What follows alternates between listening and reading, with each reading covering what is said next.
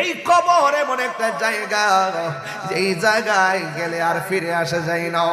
আমার নবী আপনার নবী বলেন, কবর ভিতরে গেলে সব চাইতে আযাব দিবে এক প্রকার মানুষ, যার আমলের মধ্যে নামাজ থাকবে না, নামাজের ব্যাপারে যারা উদাসীন।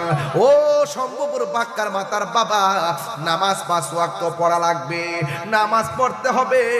নামাজ না পড়লে আমার নবী বলেন বেনামাজের জন্য কবরে 3টা শাস্তি অবধারিত। আল্লাহু আকবার কয় না রে?